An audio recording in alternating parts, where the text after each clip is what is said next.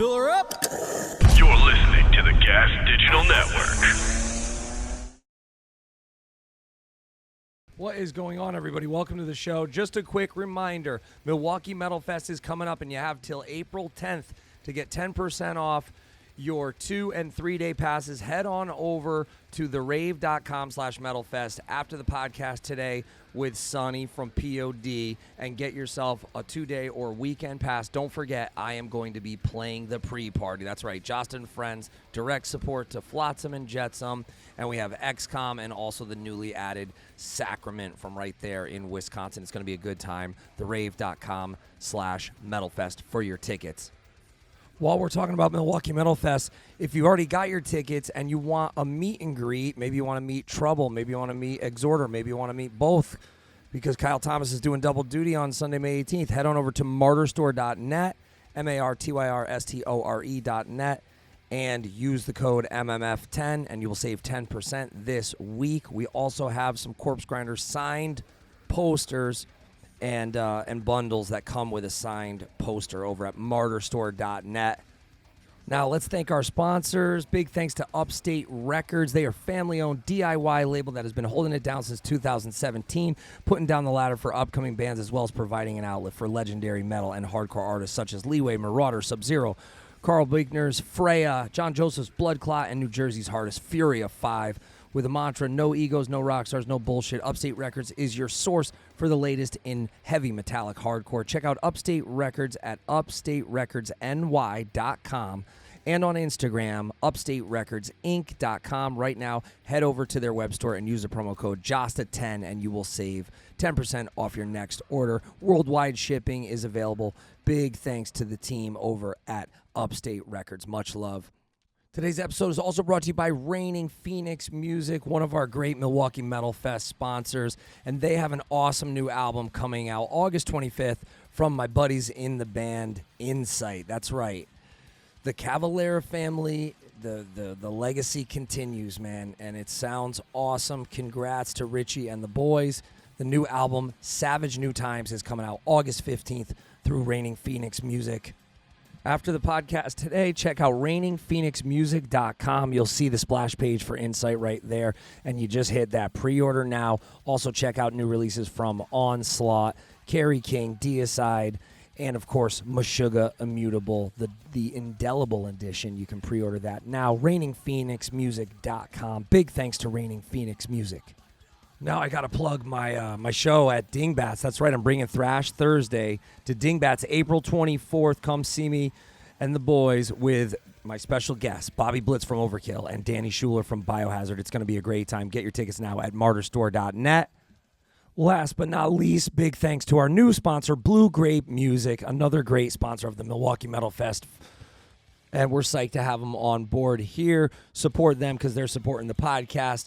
Check out Blue Grape's roster over at bluegrapemusic.com. Of course, their inaugural signing was two-time Grammy nominee Code Orange, and since then, the label has gone on to sign an array of rock, metal, and hardcore acts. That includes Spiritual Cramp, Super Heaven, Gel, Gridiron, who I just listened to. That shit was hard. Shout out to Gridiron. Go check out Poetry from Pain. Also, bands like Do Flame, Gasket, and Heavy Hitter. Big thanks to bluegrapemusic.com. And you would have heard this way sooner if you would just subscribe over at gasdigital.com or at patreon.com/Jasta. Like, if you want to hear my best of 2024 episode, and that episode includes all the releases I'm looking forward to in 2025, that's up now on patreon.com/Jasta. And we have a bunch of other exclusive content. Now, on to the show with Sunny Sandoval from P.O.D. My friend, the lead singer of Hatebreed, the infamous and notorious Jamey Jasta, is in the building. That's what's up. Jamey Jasta from the metal band Hatebreed. That guy's famous. Coffee, death metal, and push-ups. That's Jamey Jasta. Remember Jamey Jasta? You know him. He's a podcaster, but he's also a metal man. I would say delete that. That shit is hard. Your host, Jamey Jasta of Hatebreed.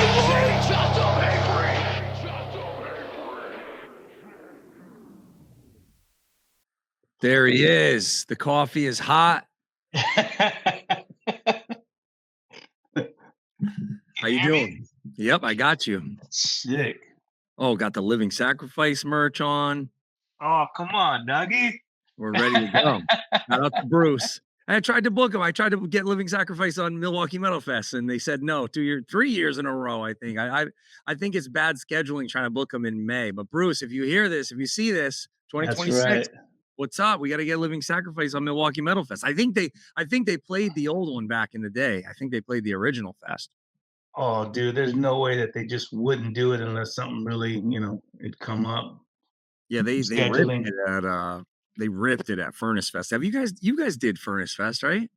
No, man, we were supposed to be on the last one, and then something happened, dude. It just, some kind of politics and stuff, and I think we were up for another tour, and so we kind of had to wait a little bit, and so it just didn't work out. I wish we would have. And now it's gone. So if they bring it back, like they bring back Warped Tour, then you gotta. Oh yeah, for sure. I heard that they were actually trying to get someone to take over it. It wasn't, a loss of love for it. Everybody's busy.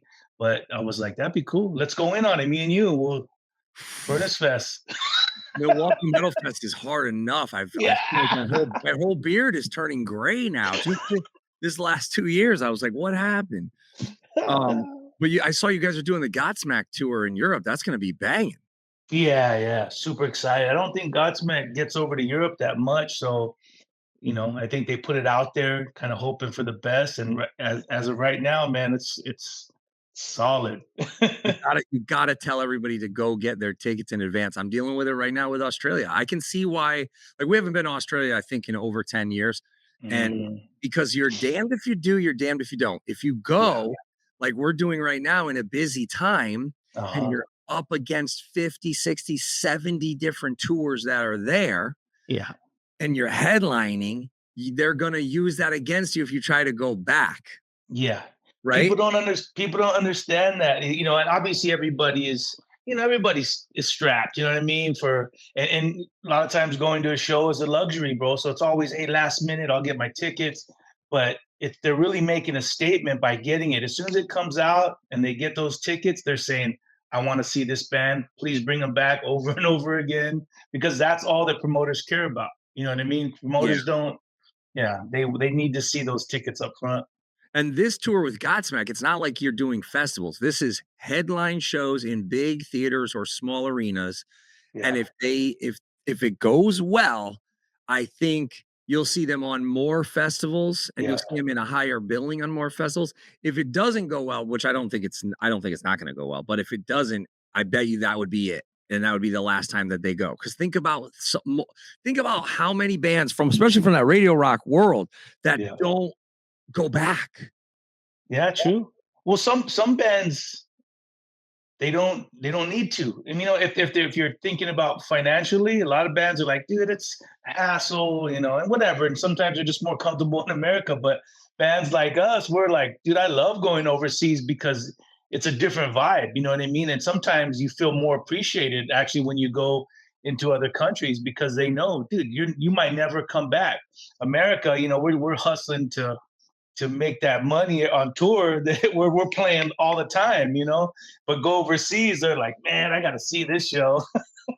Yeah, we this is years ago. We were in Stuttgart or somewhere. We joined up with All the Remains for 2 shows, and they, I want to say they were just not feeling it. Like some people don't, yeah. And I said, if you're an All the Remains fan, you really want to see them on these shows. And I don't think they've been back since. No. I don't think they've gone once. And this is like 7, 8 years ago. And I don't think they're going to go anytime soon. So if you're a fan, I always say, and that goes for just even Connecticut. Like, think about, I didn't go to Reinventing the Steel like an idiot. I didn't go. It was in Hartford with Pantera and Slayer. Wow. That was it. I lost my shot. Yeah. I'll never see Pantera with that lineup again. And I didn't see Pantera in any lineup until recently. So, and people would have said, it's okay. They'll be back. You don't know. No, you don't know. It's a tough one, man. It's a tough one. What's But we do our best to see as many shows as we can. what's one that you kicked yourself for like, damn, and now you don't have a chance to go back? I think it was some years ago and we were on tour and I think we had I don't know if we had a day off and it was a little travel and some of the guys went. It was when they did that Bonnaroo festival. So this was a little while ago. Um, and the Police were playing. And this was already a reunion. They don't play shows and they were doing Bonnaroo and I don't know what it was. It was a few hours away. I might have been a little tired, wanted my day off and I was like, "Oh, no, I won't." But now I wish I would because I think the other guys did. Yeah, I did that Yeah. with Rush too. Oh, nice. I'm like, damn, I've seen that. Now I'm like, damn, I gotta go. And especially as bands get older too. Like you'd be Yeah. crazy not to go to like Judas Priest or Saxon or Maiden and I'm sure you just saw they announced the final Black Sabbath and Ozzy show. Yeah. I was wondering how they're gonna do that because I had watched the Hall of Fame where Ozzy was, they had the guest vocals, Maynard, and everybody kind of come up and do his part. So I was wondering if that's kind of what the plan is. I don't know, but whatever, if he's out there and he's rocking and he's standing Yeah. up, whatever they give him, I want. Give me that Ozzy cocktail. Whatever they give him, Biden juice or whatever. That Biden juice. Exactly. He's just gonna be sitting on that throne again, or that king's chair, and everybody else is gonna be doing his parts. And God bless him. Seriously, what would That's we do right. without- And Sharon too. I was saying this the other day. I might have been saying it to Randy from Lamb of God, who I had he was just on before you, and I had a question Nice. from him for you, and now I got to text him and have him remind me. But I was saying to him, think about how the game changed when Sharon took that risk and put on all us schmucks like Hatebreed, Lamb of God, Slipknot. Mhm. Like she really took a risk. She could have stuck with the Godsmacks and the Stains and Yeah. the Papa Roach. And even if you think about it, like the Linkin Parks and the Crazy Towns, because they were, even though they didn't have the best reaction when they were on, I was on both of those years, they Yeah. were popping off. Like That's it why got she even did it. Yeah. bigger. Yeah. We had got on 2000 opening up right after Queens of Stone Age, and how we got the main stage, I don't know. I have no idea. But then in 2002, she brought us back. But that's when she knew. I think System was headlining under Ozzy Yep. or Sabbath, and she knew. And then the next year, she got Linkin Park, Crazy Town. She knew that the new metal thing was popping off, and we just happened to be, doing our thing on MTV at the time. And I remember her asking us to play. And the first time, I don't even know if we got paid. We might have got paid or we took tour support.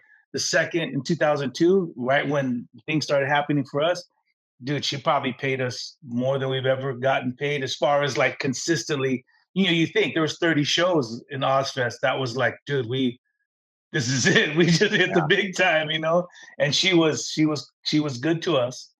She Same. locked it in. She said, "That's it." She's like, she wanted us. I think we had said, "No, I don't know if we could do it for that." She upped it almost double, and she's like, "That's it. I'm not gonna ask you guys again." And we're like, "We're in." Same, yeah, because it was us, Meshuggah, and Down for the second stage. I And we remember. were like, this is incredible. It was a lifesaver because we hadn't had a record out in 4 years and we're touring hard. And even on the one we did prior to that, we had a ton of problems like breakdowns, us breaking down, losing members during the tour and stuff. And Oh my god! shout out to Spine Shank. They let us ride their bus so we wouldn't miss a show. Because if you, especially then, you miss a show, you pull the whole tour budget off. That one show could be your one profit. I can't afford to fly to the next show. And actually, I heard Spine Shank is coming back. So big shout out to Spine Shank. Yeah, That'll be I think I great. saw that. Now, did you ever think about just going away? Like, do you see some of these bands who go away and come back, like Refused and At the Gates and now Acid Bath? You go away like 10, 20, 30 years. Come back bigger. And you just headline Coachella. It's crazy. Bro, we talk about that all the time where it's like this band came back. They're bigger now than they were then. How does that happen? And then you have a band like us, that you're constantly grinding because we're blue collar bands. You know, what I mean, you have to tour, you have to make music to just, I mean, because we love it, but also, dude, that's how I make my money. And then you're like, I wonder if we just would have stopped for 10 years. I see it all the time in our genre as well. And you're like, that band wasn't even that big 15 years ago, and now they're headlining. That's crazy. Yep. It's crazy. But I guess it's I don't cool get that it. I guess it's cool that the fans find something and then the scarcity gets the juices flowing for the Yeah. promoters, right? It whets their appetite to maybe, okay, yeah, well, how many times can we have the same kind of similar lineup? But like you Yeah. said, the working class thing is it's also it's a blessing, right? We can go out, Right. we can take support tours to try to get in front of new ears and new eyes, and then hopefully retain those folks, for the time that you come back and you headline. But I've been thinking about it just now that I'm booking the Milwaukee Metal Fest and curating a lot of it, because we do want like bands that you haven't seen in a minute, Yeah. right? Like Yeah. the scarcity is key, because then people will go, oh, I might travel to this because this band is Right. flying over from wherever. But Yep. where is like a place you haven't done in a long time that you are overdue to play? I think probably the Asia market again. It's tough. Some places are like will go off, and then there's other places. It's kind of like playing Midwest, and then you go to LA or New York, and sometimes it's hit or miss because a lot of times they're just spoiled for mostly LA. LA is spoiled with music. San Diego's kind of the same way. Um, and it's been a while since we've been down there. I know Japan is still super. It's hit or miss. It's like you never know. We haven't been back in a long Yeah, time, man. yeah. We went to China for the first time about I don't know, man, maybe like 8, 9 years ago. Um, and the turnout was okay. I mean, for us, but to the guy, it was like, no, this is huge. We just had Really? Corn and Limp Biscuit on a festival, and they said there's like 1,000 people there, and we're like 1,000 people, and to them that's a success because in certain cities in China, it's just not the thing. So it's kind of like they're just trying to expose it, and hopefully it'll turn into something. So here we had a few hundred kids, and they're just like, this is great, and we're like, we think we've gone all the way to China, we failed. You know what I mean? The promoters are never going to bring us back, and they're like, no, this is great, and we're like, okay, cool, man. Yeah, that's what it was like when we went to Alaska. It was just a couple hundred people at both Yeah. shows. Like you do a 21 plus, and they Yeah. were ragers, and then you do an all ages show. They were ragers too. Everybody's a rager out there. Um, Now, what's one that you would retire? Like, what's a market, a city, or a country that you're like, we just never got any love there, and it's done. Oh man, every time we go overseas, it's been amazing. I don't know, man. If anything, I would think sometimes it's just the states. I feel like people in the states are just spoiled. And I mean, I don't know if it's spoiled, but I think even now, again, going back to ticket sales and the economy, before we didn't have all these festivals. We might have had like a radio show where it was like all 5 bands on the radio or so whatever. Now we have all the Wimmerfest, and so people save up for that, and so you don't have those. I mean, as much you don't have those diehards who are like, I gotta see my band in a small rock and roll club. You know what I mean, or an intimate rock and roll club. There are still those fans that go out, but now, because of money and stuff, sometimes it's like, yeah, who doesn't want to go to a 4-day festival, camp out with their buddies, and see 100 bands? You know what I mean? You might only see 5 minutes, 10 minutes of the show, but at least you can say, I saw my bands, and so it's different. So, like I said, in the States, bro, maybe we just about done it because we were that working class band, and I'm sure we've taken gigs that we probably shouldn't have taken, because sometimes you still think like that underground mentality, like, dude, we can play one night down the road and the next night down at the other night, other the spot, and people will come out. It's not like that anymore. Some people are like, I don't, I'm getting older. I really don't want to see him at the underground shop. You know what I mean? I'm gonna Yeah. wait till it's a big open, spot, and I don't know how to play that game because we'll play anywhere. But nowadays, some people, and I get it. The older I get too, I'm kind of that way too, where pick and choose. Like, oh, this band's coming through. Like, I really don't like that spot. Maybe I'll go see them the next time they come. We did a survey, for a bunch of tours, even dating back to 2019 for our 25th anniversary tour. We did a survey where people, I think it was like 80% of the people said they didn't even want to drive 30 minutes outside of their town. See, that's 30 crazy. minutes. I used to drive to see bands Hours. like Philly. I would go to Pennsylvania, Scranton. I would go to Albany. I would go to Albany all the time and see Broad or Sheer Terror. I would drive out there in my Dodge Celebrity or whatever the fuck my grandfather had at the time. But it blew my mind because then when we did the couple surveys for Milwaukee Metal Fest, we figured people are going from Milwaukee to Chicago all the time. So you don't want to see bands that can play in Chicago. But there's like another example was like, I think it's 80 miles, 90 miles. I think it was 70 or 80% said they don't even go to Chicago, even if it's the only show that band is playing that year. We've just gotten spoiled, dude. I mean, you know what I mean? And now, if you miss the show, like I'll just throw it on YouTube or I can catch the clips on Instagram, social media, whatever. There's no mystery.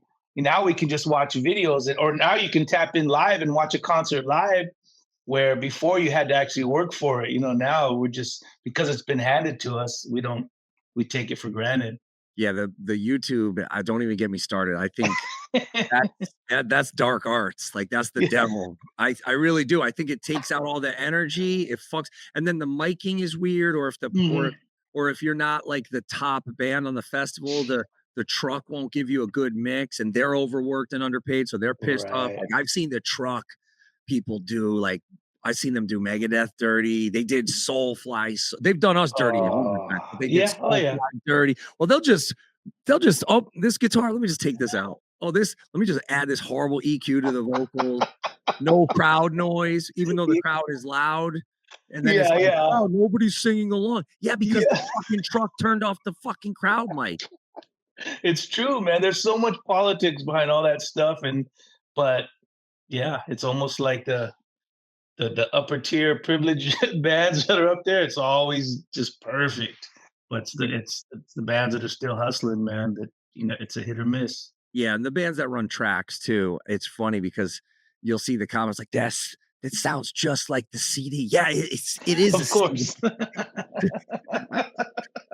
We've seen it for lots of years now, dude.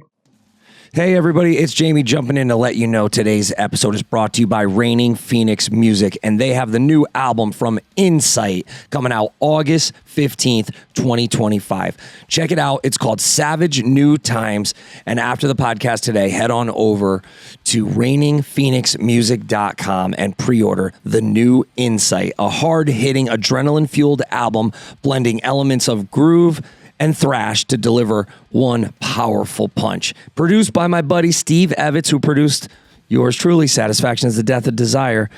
Insight is carrying on that Cavalera legacy. It features Richie Cavalera, stepson of Max. Shout out to Richie and the boys. The album sounds awesome. Big thanks to Reigning Phoenix Music, one of our awesome sponsors from Milwaukee Metal Fest. And let us know, should we have Insight on Milwaukee Metal Fest 2026? Shoot us an email, jastashow@gmail.com. Big thanks to Reigning Phoenix Music. Now back to the show. Yeah. They were smart. All those bands that ran tracks are smart because they're the ones at the top of the festivals making the biggest paydays now. So it actually pushes a lot of bands to run tracks because they're getting handsomely rewarded for it. I mean, I don't know about if we're getting rewarded for it, but we just finally got to a place where it's like, dude, we can't compete. You know what I mean? And because in our mind, we're like, no, the raw, the better. You know what I mean? That's what a live show is. It's more punk rock. But now to the almost like the untrained ear, just the fans that go, like you said, they want to be like, dude, it sounds just like the record. And it's like, that's because it is, dude. They're not even, we play with so many bands and it's gone back for a while now. At least they used to hide it back then. Now they don't even hide it. I mean, how many times have I walked up and I'm like, dude, his mic's not even on, or, backup mics or extra guitars and stuff like that. And you're like, dude, and we would trip out, but now bands don't even hide. I think we took out a band recently, bro, and the drums were on track, the kick and all that stuff. And I was just watching them sound check and like, you're not even hiding it anymore. You don't care anymore. For us, we've added the certain synths and keys and stuff that we put in. We had a utility guy for a while, but even now it's like, dude, it's cheaper just to throw it on track. Some of those extra, little vocals just to thicken up the voice, and like we only go so far as what we want to do. But even then, I mean, then you realize it actually sounds great. And we don't feel like we're selling out. We feel like, dude, we've been doing this for 33 years. We're still playing our butts off, but it's just this little backup. And again, compared to the guy that's up on top who's doing 75% tracks, you're like, oh, dude, our little 2 tracks in the back ain't nothing. You know what I mean? Come on. Right. No, I remember I had we're playing with A Day to Remember in New Zealand, and I had Jeremy on the show years and years and years ago. And he was very upfront about it. Like, oh yeah, we got those, those backing vocals and some production, some digital stuff, some low end, and man, it's been like just onward trajectory since then. I mean, playing huge, headlining the tops of festivals, playing huge tours of Blink-182 and stadium shows and whatnot. So I can't say I blame them, because the fans embrace it. I think the fans embrace it more, they would rather that. Otherwise, if you're not doing that, you're going to feel the brunt of it on all the comments on YouTube. And they're going to go, it doesn't sound like how it sounds on the record or whatever. But you remember that growing up? Like, you remember hearing live records and hearing the human air aspect and liking it? Because I always liked that about the live record. I liked it when they were a little off, a little. Dude, or they did something different or whatever. Or even when, the guitar string would break or whatever. And then they're figuring it out. You know what I'm saying? Like that's when you felt like, this is why I come to a live show, because I'll never see that. You know what I mean? We'll never experience the human side of it, But also technology wasn't what it was today. A lot of these guys, unfortunately, it is all studio work, and now they can duplicate that live. And to your average person that's buying a ticket, they don't know any different. We've been with bands, bro, where the bass player got sick or a member got sick and couldn't even show up to the gig, and they didn't skip a beat because that's how much tracks they have. And then you're like, or they're not playing with the bass player, they're not playing with the guitar player, and you're like, that's crazy. But everybody's rocking out. Like, if it's not happening in real time right now, we're like, what is going on? My son just played the other day. And the second band that went on, they opened up the show. The second band that went on didn't even have a drummer. And I'm just watching them. I'm like, this shouldn't be happening right now, but they don't need it. Right. It's whatever. And these young kids are jumping around, dancing. They don't care. And, we're old school. We're like, nah, dude, this sucks. If you got to have a drummer, you got to have a bass player, you got to have a guitar player. If you told me in 1990 that 10 years, 15 years later, there'd be guys standing with just a laptop, and it would be big, it would be the biggest thing in the world, and they're just jumping around and they have some pyro, whatever, I would have said, you're crazy. Who's going to go see a guy jump around? That's it. Yeah. Oh, dude, I wish I was a DJ right now. You know what I'm saying? Making all the cash, bro. Yeah. And at the time, they're not even playing. They're just standing up there because it's all programmed for them. Yeah. And the one guy, he's great. He's like a nice guy too. The guy that throws the pies or the cakes or whatever. But I think he's he's actually twisting the knobs. Yeah. He's doing something, but not $1 million payday something. You know what I mean? You mentioned the Police, and I was thinking about my buddy worked for Sting, and that was impressive when I went to that show, because I think for his one-off shows, he was borrowing Trump's plane, and they was letting him use the landing strip. So he would just go, or he would rent the plane, and then he would fly into like a casino, fly into a festival in Quebec, and he would bring the merch alone. Like, just the venue sells, he'll bring a box of merch, 2 boxes, just him, the bass him, the keyboard player, and the drummer. So it's him on bass singing, keyboard player, and the drummer. They just charter the jet in and out. And then the tour manager was telling me, he's like, yo, U2 is over here, and they did the same amount of people. They got 80 buses. Yeah. Can you That's imagine? That's insane, dude. So I could see maybe why he's not going to try to get back with the police and stuff if he's doing that on his own and just Yeah. Yeah, and he's been doing that, but and he stepped into that jazz world and stuff like that. So that's easy money. You get in there, you know what I mean? No, it's just you're having fun, jamming with your boys, and you're getting paid to do it. So, but now you're making the transition to is it the spoken word tour or is it more just reading from the book? Like, tell us about the book tour. It starts in Texas and ends in Florida. They can get their tickets now at sunnysandoval.com. Book's coming out the 25th, right? Yeah. On a Southtown. But tell us about what the tour is gonna entail. It's different. It's different in every place, and I don't even think it's not even tickets, that kind of thing. Some of them are just a lot of them are Q&As, you know what I mean? I'll do some where they'll have some local bands playing, and then I might read some stuff out of the book. But yeah, it was just kind of this is my first book. It was just to get out. And these are all friends that I've made on the road. They're like, hey, dude, come into our town and we'll put you up. And so I'm flying out on the weekends, drive up to LA a couple times. I'm going to do a book release here in San Diego at one of the local breweries. And same thing, just buddies going to be jamming, acoustic. Marcos is going to come out. We'll do a few P.O.D. tracks. And it's just fun. It's just more of a celebration. And then we'll hit that Godsmack tour. And then I'm trying to do more book stuff right after that, just to keep hustling, man. You know what I mean? Yeah. keep on pushing it. And what's I didn't get an advance of the book yet. So what is the overall premise? Is it a biography? Is it your take on life? It's a simple read, man. It's just a fast forward look, pretty much from the day I was born to the neighborhood I grew up in, my friends, finding my faith, asking to join this band, and just this whole adventure going through all the label politics and the ups and downs of success, a lot of the temptations, but that all started before rock and roll. You know what I mean? Like, it just being in my neighborhood where, my friends, you either sell drugs or you only have, your choices are limited. You know what I mean? And so the book is called Son of Southtown, My Life Between Two Worlds. And it's like, I always feel like I've been in that world. Even though I grew up with my buddies and a lot of those guys chose different paths, there was something in me that always said, man, I can't do that. I don't want to do that.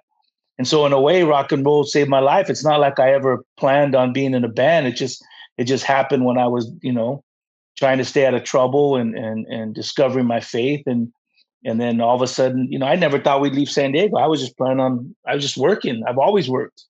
And then all of a sudden, here we are touring independently, and then we signed a label deal, and everything changed, and here I am 33 years later, still hustling, but grateful as ever. You know what I mean? So it's just kind of a walk through that. And it's not a how-to book. It's not a look at me, all the successes. It's like, nah, dude, it's been a struggle. It's been a hustle the whole way through. But I wouldn't change it for the world, The peaks and the valleys give us such good perspective, I feel like.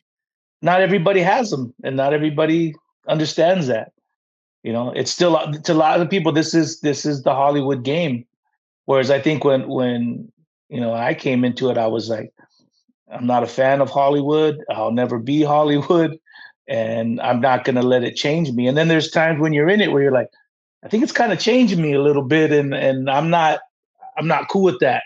So you step back, like you said, those perspectives, and you're like, oh yeah, I can't get suckered into this, man. And honestly, I'd rather be looked at as like a DCE player than having gotten involved with some of the shit. I mean, we both have seen it. We've been to the VMAs, we've been to the Grammys, we've done it all. We've seen the parties. I mean, even around like, some of the big conventions and stuff, some of the celebrity parties and stuff. And you see, I mean, you could feel the desperation when you go into Hollywood. It's 100%. And you go, there's dark arts out here. You don't even have to be religious or no to know there's some darkness. Yeah. Awaits. just a good human being. You're like, I shouldn't be in this room, you know? Yes. And I've been in many of those rooms where I said, and then when I got on the plane, like red eye back to JFK, like, oh, thank God. Like when it's taken off, I'm like, oh, maybe there's somebody looking out. So I was wondering when I saw the ad for the book, I was wondering if you were going to delve into that, especially at the height of, the major label success and all the opportunities I'm sure that we don't even know half the opportunities that you've probably had to turn down because it wasn't it wasn't on the level, right? Yeah, for sure. I mean, bro, I could literally write 5-6 more books on just the details alone. This, like I said, this is a fast forward, and it's just like kind of seeing a lot of that stuff and and trying to walk that line. You know what I mean? It's like, I can't. That's how easy it is. And you're like, I can't. That's not why I'm here. That's not my purpose. It's not what. Even though it looks great, I don't want to. And then and like you said, seeing a lot of our own peers and friends go through it, where it's like, dude, I don't want that, and I wouldn't change places for anything. So this is just my life to walk through, and I'm trying the best that I can. By no means am I close to having it figured out, but I'm trying. And like you said, I wouldn't trade it for anything. It is that perspective. Some people jump into this game and then they get sucked up into it, and then what? And some people get sucked up into it, lose it all, and then you never hear of them. Some people are in it, still sucked up, but they have it all, so you would never even know, or they're just hiding behind it. And that was a choice that I think we made a while ago when we left Atlantic Records. Same thing, where it was, I don't want this. I don't want people telling me what my band's supposed to be. I'm not going to do this. I'm not going to do that. And at the end of the day, if we're just known as a band who came from San Diego, who tried some different things, then so be it. It's not worth selling your soul for, and it's not worth having all that the world has to give you. You know what I mean? Because at the end of the day, peace of mind is everything. And my integrity is everything. And there's bands that I look at now that are, and even like us, not trying to pat myself on the back, but I think in a lot of ways we're pioneers of just certain musics and cultures and backgrounds that we come from. And I look at other bands that should be on top of the world, and then I say, but then they would rather just be that band, and I love that. I look at a band like Suicidal Tendencies, you know what I mean, and the Bad Brains, and they have their accolades and credits, but you're like, wait a minute, you know how many bands credit these guys for the start of their career, and they're on top of the world doing a completely different music, but it's just, there's pioneers of this game, and then there's those who learn from those pioneers, and then they go on to great and huge success, and more power to them. Yeah, like if you were one of these young artists that have seen what's going on currently, wouldn't you go and look at the Prince rabbit hole, or look at the Michael Jackson rabbit hole, or even to an extent look at the Diddy rabbit hole? Because I hear people talking about that, and I've heard stories throughout the years, and even now I'm wondering, okay, how much of this is corporate sabotage?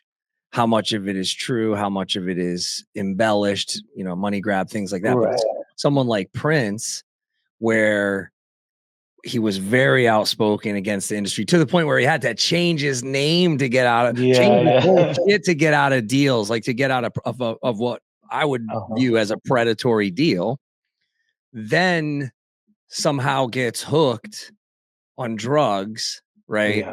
Which he was like the last person I would think would be susceptible to that, knowing what the outcome of that is. But you wonder, right? Yeah, you've gone down the rabbit hole on some of this stuff. Yes, I have. And I'm careful in how I speak about it, but I see some of the people that are being pushed to the forefront now. And I get it. Look, if people are investing millions upon millions of dollars in you, it comes at a cost. It's going to come at whether it's publishing, your merch. A lot of people don't understand when a perceived fall off can just be they didn't re-sign a 360 deal. Yeah. right? So, Yeah. and then you're a hater if you're saying like, hey, don't sign this 360 deal. Well, this is life-changing money for me. But is it when you can Right. go do it Right. on your own?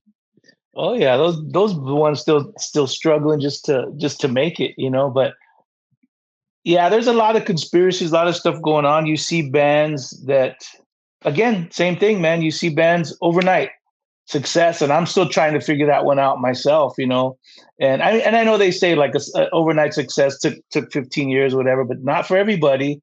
And you're like, where's this band? I don't. We weren't playing shows together in the underground. I mean, we weren't in a van and trailer sleeping on fans' floors and stuff like that together. Um, so there's got to be something behind it. You know what I mean? And again, at the end, you sit back and I'm grateful for our journey. All of our stories coming up and having to sell merch just to make gas money. To get to the next venue. It's like that's what you do when you're kids. And that's unfortunately it's still like that for a lot of these hardcore bands, and it breaks my heart that they do it while they're young, but it's the same old story by the time they get into their later 20s. And they're killing it. Some of the greatest bands ever, but they want to get married, they want to go settle down, have kids, and they know that hardcore is it's not gonna pay for their family life, And so I've seen bands for years. I'm like, hey, whatever happened? What happened, brother? Dude, I can't do this forever, and it's a shame. It's a shame that you can't do it forever because you should be compensated for all your hard work. Your art, you should be paid for it, especially at the work level that most of these hardcore and punk bands are putting in.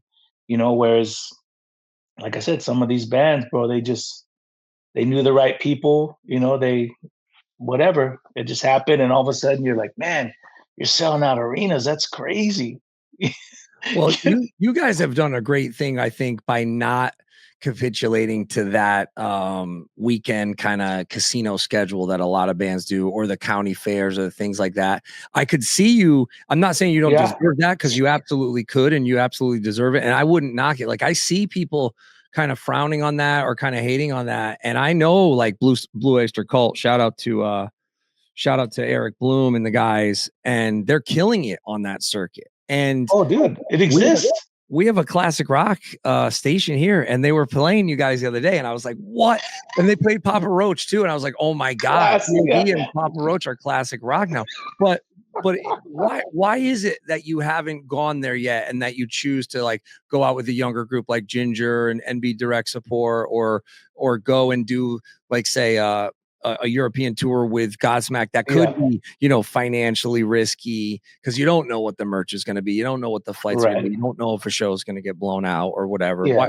Why not just go and do the casino circuit and play the chili cook-off and the oh, bro, we have. I mean, all of a sudden you get on tour and look at your schedule and you're like, we're playing a bikers thing, you know what I mean? Or like, you're like, it's at a casino. And so we have done it. It's not like we go out searching for it, but a lot of times when you're just trying to do your regular shows, a lot of times these are considered, this is what balances your tour off. You know what I mean? You're like, hey, okay, we did this, your average rock and roll theater or club, and the paydays might not be, that's not what sustains your tour. But then it's like, oh, dude, we got a couple of these corporate, I don't know if they're corporate, they're other gigs like you're talking about. You're like, that's a good payday. Before, whenever we turned those down, now it's like, well, sometimes you just got to take the money. You're like, you know what? There's people going to show up and it's going to happen. And that's what's going to keep the rest of our tour afloat and make some money so that we can keep doing this again, but we've always chosen to be with the bands that we like playing in front of new audiences, and we still think that our music, with our latest record, is still relevant, and it's good enough. We're not. But some bands, bro, they're headlining arenas, and they have 2 records out. They have 3 records out, and they're our peers, and they've been around. But that just wasn't us, So at the end of the day, like, I don't think we would have not made records for the last 20 years. That's just we're a band. We're always going to write music. We're always going to be in the studio, and we're going to tour our butts off. And unfortunately, it doesn't always pay off like some of these guys. Like you said, it's just you go away for 15 years, come back bigger than ever, or you're still this nostalgic band that's have survived off of 2-3 records. And whatever. Yeah, there's bands with way less hits than you. There's bands with 1 or 2 small, like medium-sized hits that go do that casino circuit that are just killing it. But then I feel like it takes them out of the mix for other stuff because you can already go see them at the casino for free or for a very low ticket price or whatever. Let's get to the real stuff. Let's get to the real fun stuff. Because so when I had Randy on, I said, you know, we had this idea back in the day about having you and Nurgle from Behemoth on the same show, right? To talk about like the moral imperative, like to talk about we'll have the God side and we'll have the satanic side with Nurgle. And he's like, you're trying to start trouble. This and I said, no, it would be a fascinating conversation to have two. Is there a more like, because I believe there is a moral imperative in music and life or whatever. That's why I changed a lot of my lyrics to be positive, because I saw the power in the aimless negativity. And I was like, that's not what I want on my energy. Right. And you know, with the whole satanic, you know, do what thou wilt, right? Is it do what thou wilt? It would be interesting to bring up a topic and then have your take on it and have Nurgle, give his take on it. But since he canceled episode 666 on me, I had Glenn Benton from DSI. That's perfect. So, and Glenn was amazing. He was fun. He was cool.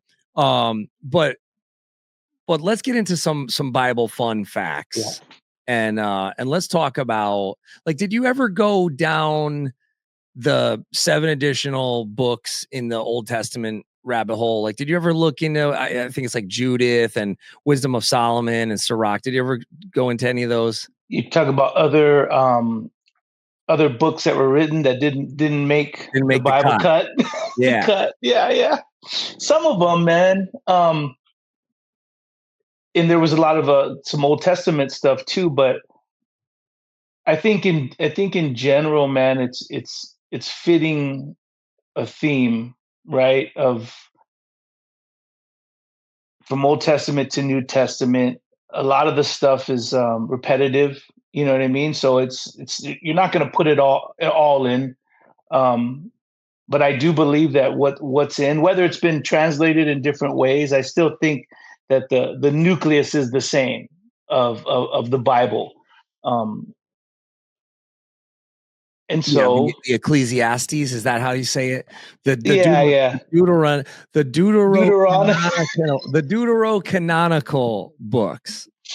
You're talking about that's Torah. So that's old, like Jewish laws and a lot of that stuff is, a lot of stuff is boring. You know what I mean?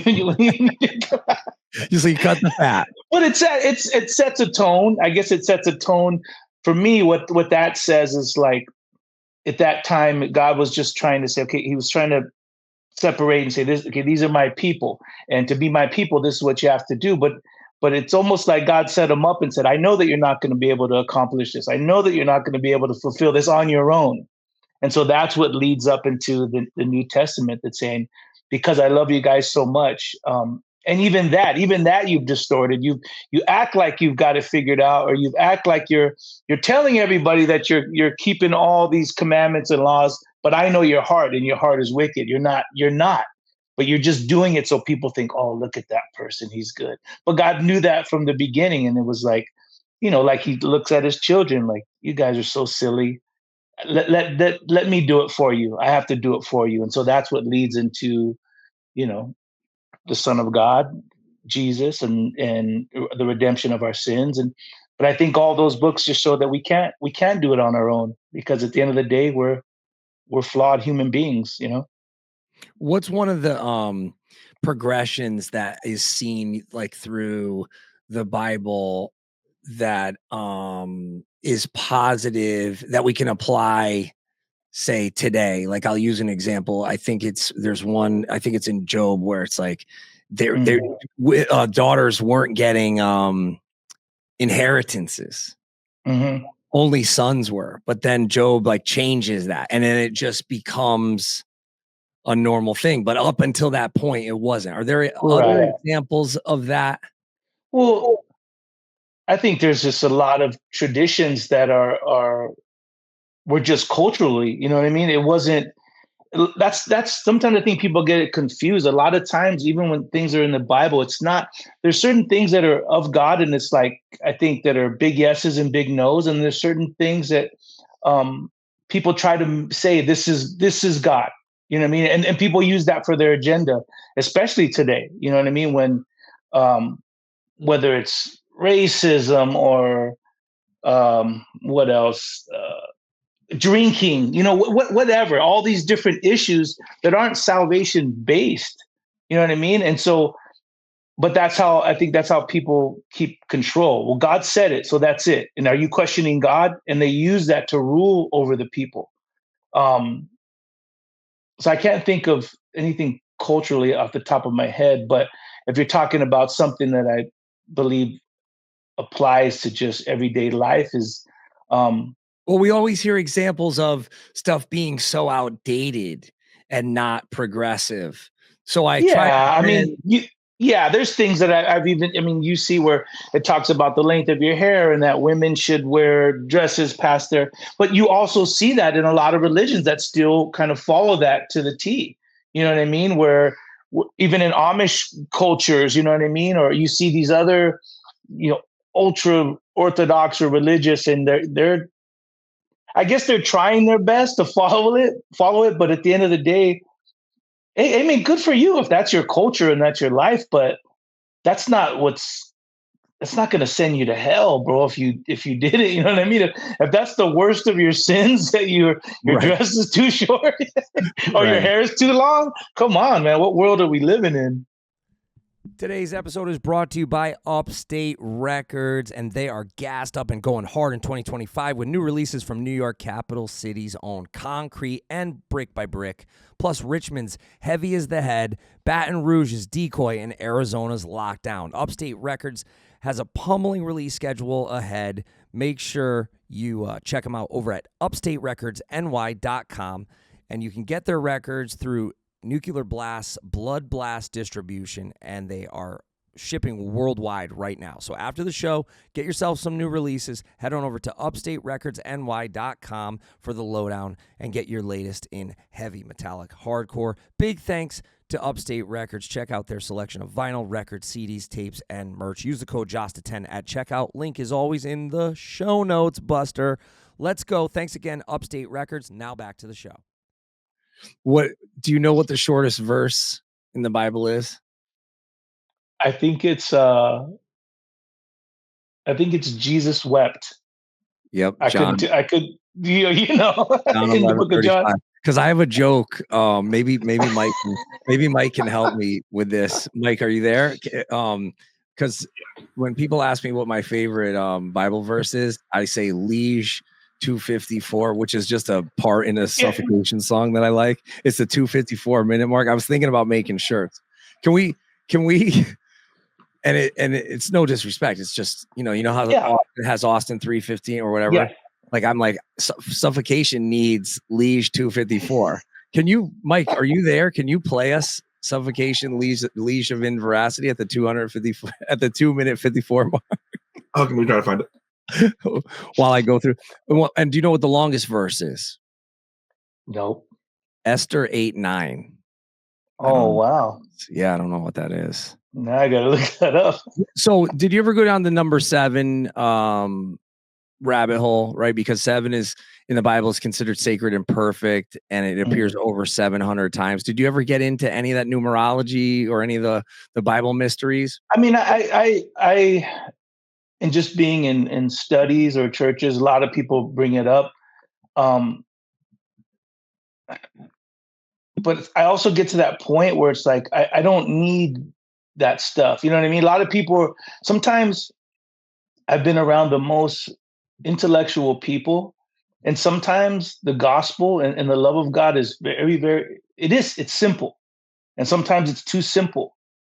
and people want to complicate it. And sometimes they go, and I'm not saying that any of this stuff is wrong or any of that. I mean, I think it's very entertaining in a lot of ways. And I think a lot of it is legit, but I don't need to go down those rabbit holes of always trying to prove that God exists or God is real to me. That's a personal thing. You know what I mean? And that's why I've come to a place in my life where God has already proven himself to me. I think all that stuff is fun, and I think it's interesting in a lot of ways. And you can go down a lot of holes, and I wouldn't even call them a hole because a lot of them are it's amazing. There's a lot of amazing mysteries, but there are so many mysteries that will never be revealed to us. But I believe that's where faith, comes into it. It's all those things that we're not going to have the answers for. And sometimes people always want the answers, and you're not going to always get them. But there's so much prophecy in there. Do you think that each person has a prophecy, or each person has some sort of like Nostradamus type skill within, or have you ever had experiences of precognition or fulfilling a prophecy? No, I believe that those are gifts, but I think I've come across more people that say I have this gift, and it's like, no, you don't. You know what I mean? Or people have told, how many times I've been told, hey, God told me to tell you, and I try to be as gracious as possible. Yeah, and I listen, and they'll tell me, and like, does any of that ring out? I'm like, I hope so, man. I really hope so. But I'm a realist, and I've also been around enough where I've seen people get they get blurry with all of these things. You know what I mean? And they need that to prove, I have the gift of this. I can do this. Or I've been spoken over. It's like a lot of these religious terms that they grew up in these very religious households and churches. And either you completely go the opposite way because you're so fed up with it and it never made any sense, or you're just so disgusted by the hypocrisy of it, or you get caught up in it. And then now you have the gift of prophecy, you have the gift of this, and now you're telling the world what they should do. But I do believe that they're gifts, and when they do pan out, or it's almost like you can tell. I've had people come up and say things to me, and then I believe that they're genuine. You know what I mean? But I also, when I pray and I ask God, I say, "Oh, that was a beautiful thing." You know what I mean? And if that's your will and that's meant for my life, then so be it. But there's nothing that I feel like I can do to accomplish those things. You know what I mean? Or I'm not putting in the work for that. You know what I mean? Because if these are all beautiful things, and a lot of them sound like miracles. And if it's a miracle, it's going to come from God and God alone. Right. So, and even in the stories that people interpret in a different way, or that there's supposed like different translation, a lot of the times I don't feel it makes a huge difference unless you were like I read this one thing going down the 7 rabbit holes where it was like all about the 7s, and it wasn't 2 animals going on the ark, it was 7. right. You heard that? I haven't heard that one, but those are those kind of things. Well, if I, with trying not to be disrespectful to whoever might believe those things, like, who cares? Right. Because I'm going to fight like either way, whatever I need in my life, I'm going after it like the 3rd monkey trying to get onto the ark, or the 8th, right? Like, but that's just it. But if you have the faith to believe that actually happened, who cares? Because that's pretty dang incredible that if you believe that is true, that God did that and that his intention was to save, and that's awesome. So I don't have to. But a lot of Christians, I believe, they want to fight over that. Nah, dude, your hair is supposed to be like this. Oh, you can't listen to rock and roll. Oh, no, you can't have a beer. And so they just want to fight, while the rest of the world who doesn't know God or have a relationship with God, or the rest of the world that you say is going to hell, is watching you argue back and forth. And you're like, why would I ever want to step into your world? Why would I ever want to claim Christianity? Why would I walk into your church? You know what I mean? Right. And so for me, I don't have time for that, because I just don't. If you believe in God and you believe that sin in this world separates us from knowing him, and that if you believe that Jesus is the way, the truth, and the life, then You want people to know that, but it's out of love, not because I'm perfect and you're a sinner and you're going to hell. That's the wrong intentions right off the bat. But my intentions are, dude, I believe that I was destined for hell. Or I believe that I was in my way of life that, yeah, I was up to no good, but I believe that God saved me for a reason and a purpose. And out of my gratefulness that God chose me to reveal himself to me, I want people to know that. But because it's done in such a way for so many years, in such the wrong way, that people are like, leave that. I don't want to hear the God stuff, man. I don't want nothing to do with that. You Christians are all the same. And it's like, bro, and I believe you're right. If we're having an honest conversation, man, you're right. Shame on the Christians of the past for not setting the right example of who Jesus is. But at the end of the day, it's not about Christians. It's not about flawed human beings. It doesn't matter how holy he tries to look or how holy he tries to act. At the end of the day, he's a dude. He's a dude that wakes up just like me and you with crazy thoughts, who's just wrestling through life. But sometimes you just want to act like that you have it all figured out because that gives you some type of status or gives you power. But at the end of the day, the gospel is that we're broken human beings that in need of a savior. And if you think that you're special because you're broken, in need of a savior, it's like, I mean, I guess we're special if God loved us that much. But hey, dude, I'm in the flawed category. That's why I need a savior. All you perfect human beings are over there, way out of my league. Do you think that could be why maybe like you guys didn't see eye to eye with the suits and with some of the industry? Do you think that anything with too much of a positive outlook or any sort of Christ driven message is naturally sort of thwarted or perceived to be Yeah. passe or pushed to the side as being passe, even though it has, look at Creed, even though now it's like bigger than ever. Yeah. And people are embracing like even some of the songs that lean more Christian, more positive. Yeah. I think that a lot of people in their, and maybe somewhere deep in their heart, there is a genuineness, you know what I mean? And that they do want to convey a message of love and stuff. But I think also that's where the business of church and religion has duped a lot of people, you know what I mean? But at the end of the day, God is going to judge them for that. For us, at the end of the day, bro, we're from the neighborhood, you know what I mean? And so our mentality is different.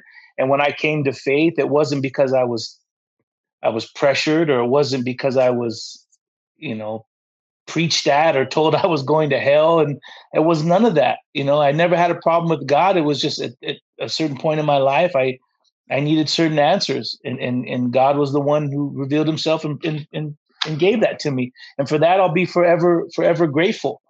And after that, thinking that that was a good thing and trying to be a good little Christian or do whatever, I started to get around Christians that didn't accept us, you know what I mean? Because of our music, because of our tattoos, because of the way we look. And so, but again, that's just flawed human beings.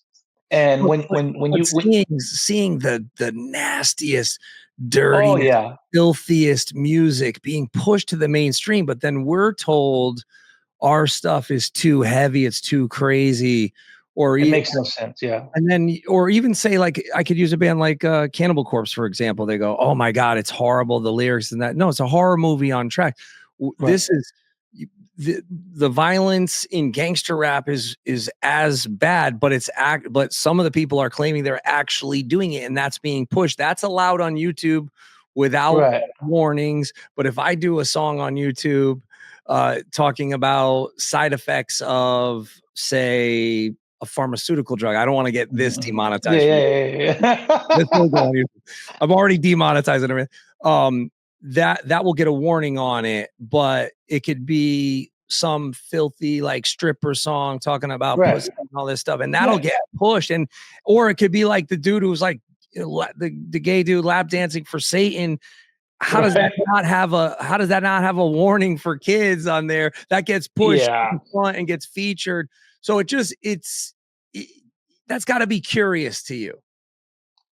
Well, when I think of this world, and I think of yeah, the world that we live in. I mean, nothing shocks me.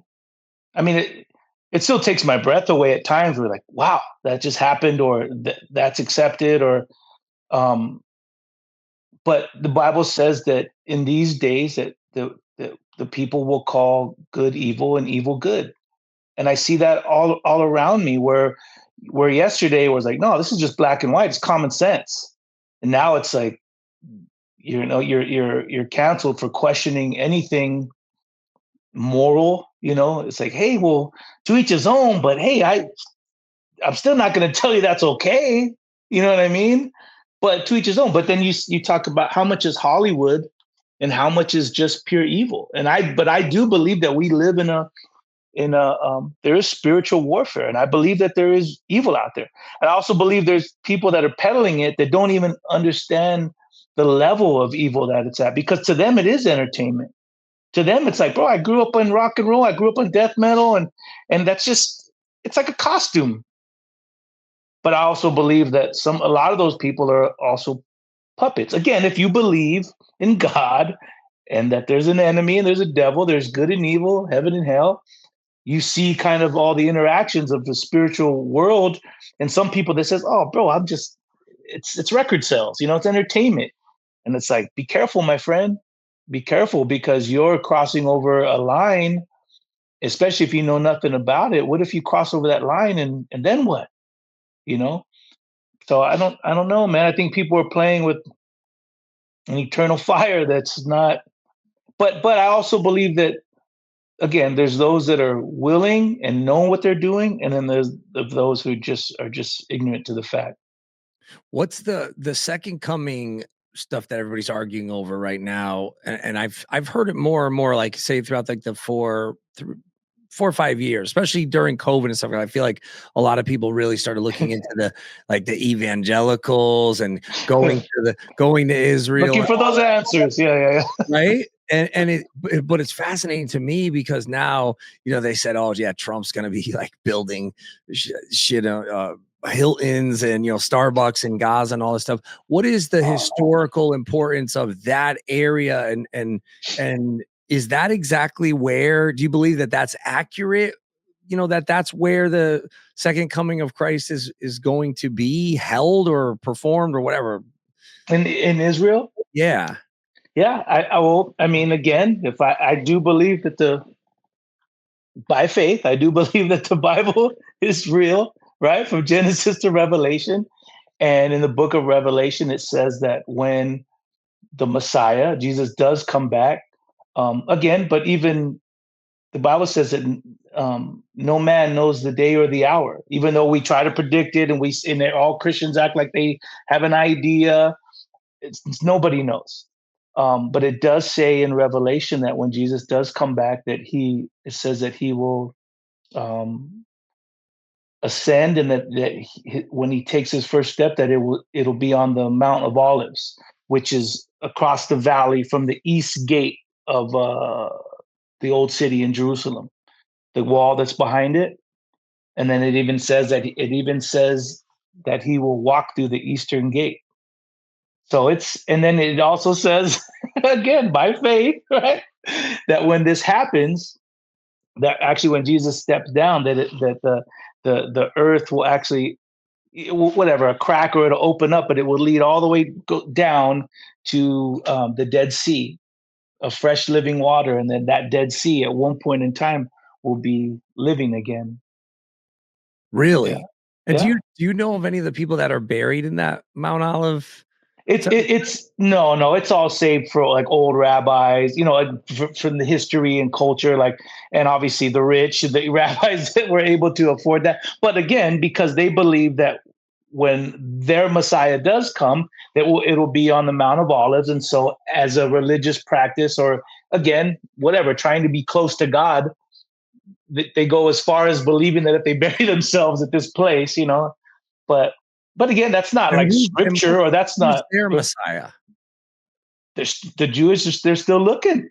Okay. So when you go it's so crazy. So when you go to Israel, bro, you'll see billboards, and you'll see an old Jewish rabbi guy, and then I'll be like, hey, who's that dude? And like, well, that's what this sect claims, that he's the Messiah. Or you'll see guys on the corner passing out flyers, all decked out in their Orthodox kit, looking all fresh, and then they want to talk to you, and they're telling you, oh, Rabbi so and so, he's the.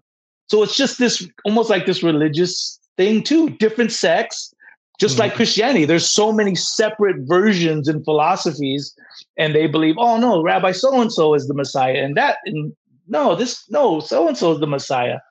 Whereas Christians believe that when Jesus came, that he was the Messiah. Wow. So are they actively within those other sects? Do you know if they're actively campaigning or showing reasons or miracles but it's more like a political game, like we do in the States between Trump and Biden. You know what I mean? You have your sides, and they're campaigning, and they're having their rallies,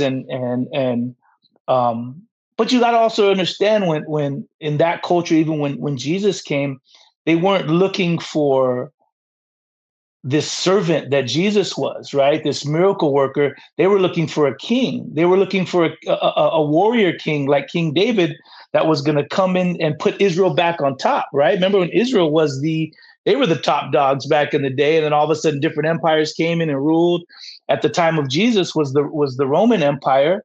And so they, in their minds, are like, the Messiah is going to come, and then he's going to defeat Rome, and we're going to be back, the big dogs again.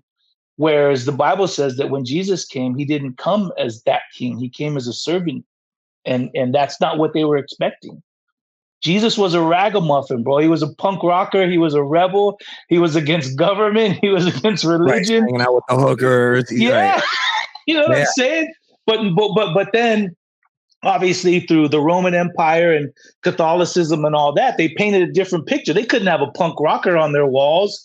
You know what I mean? So they made this, fancy, blue-eyed, blonde, pale skin, with the fancy gold and robes. And they now that's a God they can serve. They couldn't serve this ragamuffin with dreadlocks and, you know what I mean? and hanging out with sinners. They couldn't idolize that guy. You know what I mean? So now, wasn't it Genesis or I think it's a book in Genesis or the book of Genesis where Jacob, he wrestles like with a mysterious figure until daybreak. And then the encounter, with this figure results in him being renamed Israel. And that was like to signify whatever his transformation. But that's not in relation to the physical place of Israel. Well, it's the people. It's the people. So God has again, chosen people. And I'm not Jewish, but I have no problem, or I have no. I'm cool with saying, well, dude, if that's how God chose to reveal His plan of salvation through a certain people, cool. You know what I mean? I wish God chose to do it through Mexicans. You know what I mean? And Islanders, you know what I mean? And Italians, but he did it. He chose to use Abraham, right? Which formed the Jewish nation. And I'm cool with that. You know what I mean? So it does signify a people, but that isn't even the big picture. For believers, the big picture is where we get to Jesus and the person of Jesus, right? All that stuff is just the setting of the stage for this Messiah. And so, but even in Israel, because I love Israel, because I do believe that is where God chose to establish His name, was Israel. But do I believe in so that doesn't mean that every single policy, you know what I mean? That's why it's not a black and white answer. Well, if you're for Israel, you're not for the people of Gaza. Like, no way, dude. I'm for human beings. I'm for life. You know what I mean? I'm for peace and love. So just because Israel does something, Israel doesn't represent God. You know what I'm saying? They have, and not everybody there's people that are like, they're pro-Israel, but they're anti-God. Or Jews that are pro-Israel because they're all about their state. They're all about their country. So when you go over to Israel and there you see Israel flag and stuff, it's like you want to talk to them about God, and they're like, I don't believe in God. So but we as Westerners or the rest of the world, we just think that every single person in Israel is a God-fearing human being. You know what I mean? And it's not true. They're normal, just like us. You go to Tel Aviv, bro, and people, there's Jews partying with Arabs. When we played there, I was Muslims. like, turn it off, 5 a.m. I was like, enough, please. Good God, settle down, guys. I was like, what is going on over here? They Oh, love bro, they're raving. Like they're raving. And then someone was like, well, if you thought you were going to be blown up every day, you'd be partying, raving every night. I'm like, yeah. They're living it up. So just back to the Genesis thing, and this is Bible study with Sunny Sandoval. I know you got other interviews to do and stuff, but I appreciate the time because all of it interests me. But bro, I love talk. I love having genuine conversation, bro. Like I said, I could talk with anybody. It doesn't matter because if we can't have conversation, you know what I mean? Then we're not human beings, bro. Like I'm not anti anybody. I love people, man. And I just want. And I'll break bread with anybody, anywhere, anytime, dude. I'm not afraid of nothing. You know what I'm saying? Like, the binary thinking is what gets us all into these conflicts and all this trouble, right? It's like, I don't like that. You know, you got like you got like you said, Trump and Biden, Israel, Gaza, Back in the day, it was P.O.D. and E-Town. You remember E-Town? We were like, P.O.D. sounds just like E-Town. By the way, you have to do a P.O.D. E-Town show or tour. Okay, shout out money. That would be so amazing. You have That'd be awesome, dude. Bro, we gotta figure out a way to do some type of festival or show like that where we just do all old school, some of the new school kids coming up, and that'd be fun, man. Yeah, because I saw you did a show, or you're doing a show with No Innocent Victim, or did it already happen? Oh, we did it. Yeah. And Dogwood up in San Diego, because we did a benefit for the LA fires. And it was just last minute, but a lot of people came out, man. They're like, dude, I saw you guys 30 years ago, man. Same lineup. I'm like, that's so cool, man. Nice.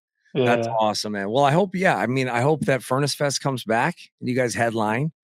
I hope that Living Sacrifice plays. Shout out to Bruce. We gotta get Living Sacrifice to play Milwaukee Metal Fest. I'm gonna text him right after this. Like, you better jump on that show next time, man. Who was an underrated artist in the Christian rock or Christian metal world that you thought should have gone further? You give one and then I'll give one. Oh man. Okay, let me just clarify this by saying I didn't know that there was a Christian, like scene, because it's not like P.O.D. We came out and said, "Hey, we're a Christian band." Like, I didn't know that existed. It wasn't until you actually got on the road and we started playing shows with like-minded. Because in our mind, it was like, "Oh, you're just a hardcore band, and that's what you believe in, right?" And that, again, like we said earlier, I don't buy into that scene where it's like, well, we're a Christian scene, and so we're better than you guys. I don't like that, right? Music is music. Did you have the hair and the striper poster or any of that? Or no, bro. I couldn't tell you one. Well, I'm not gonna say that. It just wasn't my thing. I didn't even know Living Sacrifice existed until we played our first show at a coffee shop in Little Rock, Arkansas, and they came out, and then we saw them and we're like, dude, sick. And we went to a Living Sacrifice show and we're like, these guys are amazing, right? So, anyways, there's a lot of bands, but at the top of my head, there was a band called Training for Utopia, where they were very, like hard. But I think the brothers went out to do the Demon Hunter stuff, but I remember when that first came out, it was just like, it was hard, dude. But that was always the thing. Even when we were on Ozzfest hanging out with Jack Osborne, I remember we were giving them Living Sacrifice music and we're saying, bro, you need to get these guys on, dude. Like, stop looking at it as like, well, that's a Christian band. Like, nah, dude, they're just a kick-ass freaking band, dude. Throw them on. Yeah. There's like that to me, that's like a prejudice. You know what I mean? It's like, well, we're Ozzfest and they're a Christian band. So it's like, not that he said that, but that's the mentality. You're like, oh no, let them play their Christian fest. And then what happens when they are playing their Christian fest? It seems like they're segregated and they don't want to play the Ozzfest of the world. And you're like, that's not true, man. But we're putting them all in categories. I don't know who's doing it. Is it the Christians? Is it the non-Christians? I don't know who's doing it, but for some reason they're not blending. But a band like Living Sacrifice is one of the best. Right, like back in the day, they used to have Cornerstone. Like a lot of my friends would Yep. go drive out to Cornerstone. Shout out to Yep. Howard from Killswitch. He used to go out. I think one year he drove out and went to Cornerstone. And but yeah, it was like, oh, are we welcome there? Like I don't want to, you didn't know. Just like I'm sure maybe Right. Stryper would be like, if Stryper did get on Ozzfest, had they played, I'm sure it would have been fine. Like I'm sure they would have had their fans there. It would have been fine. Like I pushed hard for Stryper on Milwaukee Metal Fest, and Tim shut me down. And now Tim, he also tried to shut me down on Acid Bath, but I think I've been proven right on both. So I think for 2026, I got to get Stryper and Acid Bath because I was pushing for both. Heck yeah. Dude, I write about that in my book where it was like, it was in 94. We got asked to play the new band stage at Cornerstone. We'd never heard of Cornerstone before, being from San Diego. So when we drive out there and all of a sudden we're in the middle of a field and all these tent stages are up and all these bands, and we were looking at each other like, these are Christians? Like it's almost like we felt relieved because we were so used to getting slack from the Christian community that we weren't Christian enough or we weren't of God. Our music was all this stuff. And all of a sudden we get out and there's punk bands and hardcore bands and metal bands. And we're like, and these guys believe in God too. It's like, this is sick.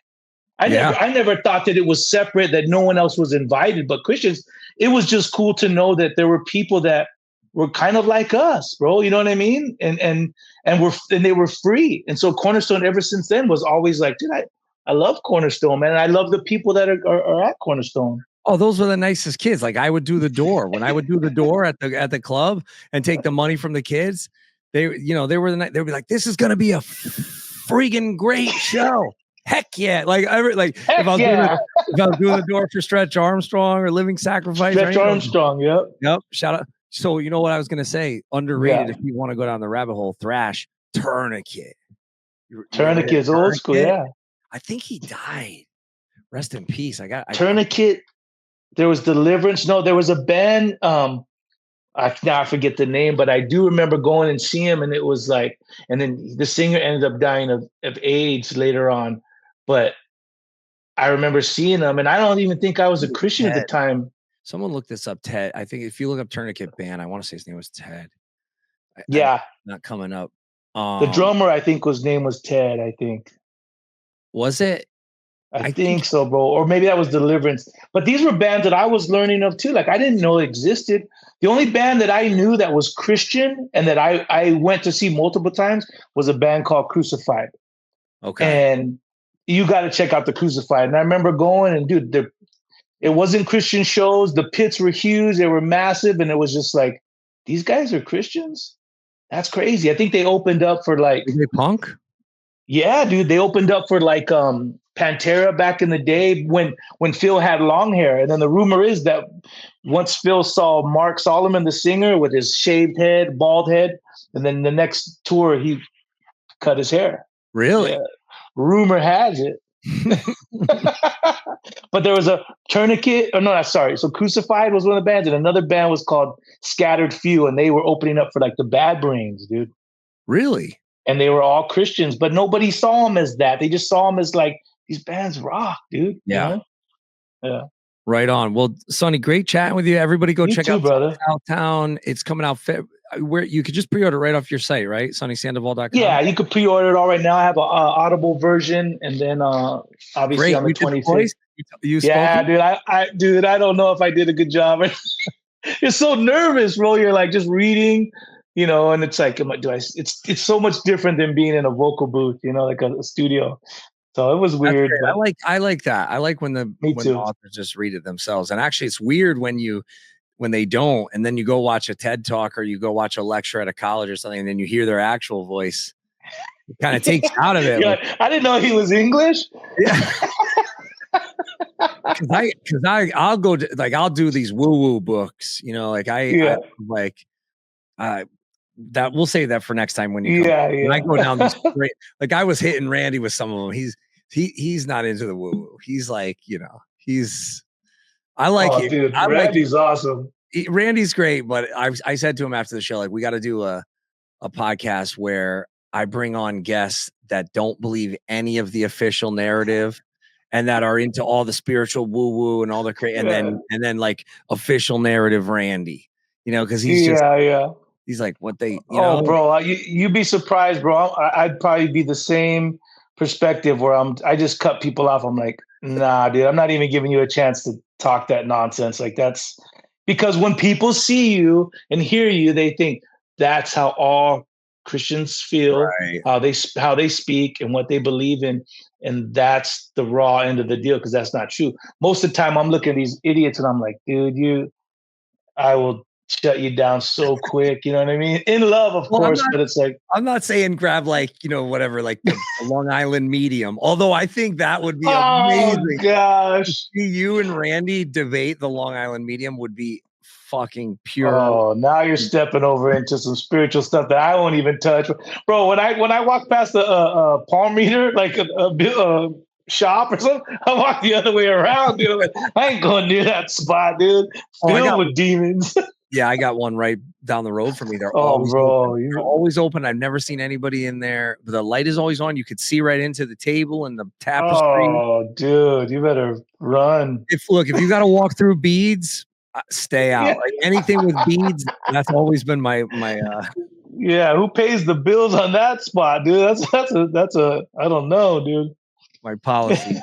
But Sonny, all the best to you, man, and everybody go get the book and go check him out on any of those dates. You can see the link is the dates and the link to buy are right on his Instagram. And yeah, when are we going to get new P.O.D. music? Any time frame for that? Actually, I think this week we're dropping a second single. The video's been out, but we're dropping a second single. We did a Spanish chorus featuring Andres from Argentina's Animal. Nice. And that'll be out. Yeah, we're doing the lyric video, and we'll be touring the rest of the year and just staying busy, man. We're just super excited that the record is doing what it's doing, and 33 years later, man, we're just grateful to still be here. Great, man. It's going to be an awesome time with Godsmack too. You got to tell Sully. And Shannon I said what's up. What's the other band that's on that tour with you? Drowning Pool. Oh shit. Yeah. Shout out to DJ. Tell those guys I said what's up. Oh, it's going to be a good time, bro. That's going to be awesome. So you're going to get out there. Yeah. You let the bodies hit the floor with them. You're going to get out there. They never asked me that. Drum jam with Godsmack. You're going to be up there. Oh yeah, they'll probably do like the Pantera thing. We'll do whatever they want to do. We're always game. Right on, man. Well, thank you so much, Sonny. All the best to you. Always great seeing you. Be safe out there on the road, and you're welcome back anytime. You got to come to the new studio in New York when you're in New York. Heck yeah, bro. I'll take you up on that. All right, brother. Thank you. And thanks everybody from Patreon. Shout out to Helen Butterfield, Dominique Zimmer, Andy Wilson, Paul Faza Fairley, Jared DeWeese, and anybody I miss, I'll get you on the next one.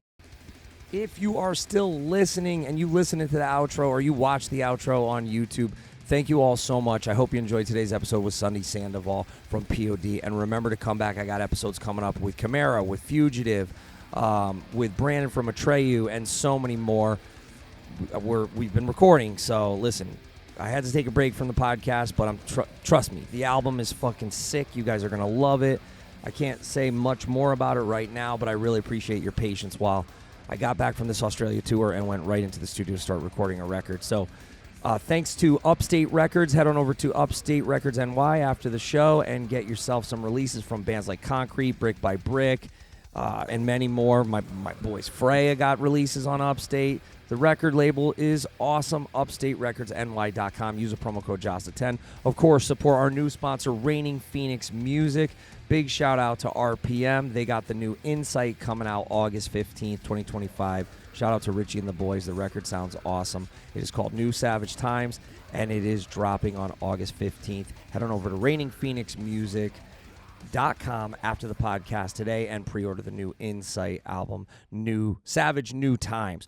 Also, big thanks to everyone who got their meet and greets for Milwaukee Metal Fest. If you already got your tickets, or if you don't have your tickets, go get your tickets at therave.com/metalfest, and then go get yourself a VIP meet and greet upgrade. Any meet and greet for the day that you have a ticket for gets you that early access to the merch and the vendors. And we just announced we got Hell's Headbangers coming. We got my boy Sabby coming.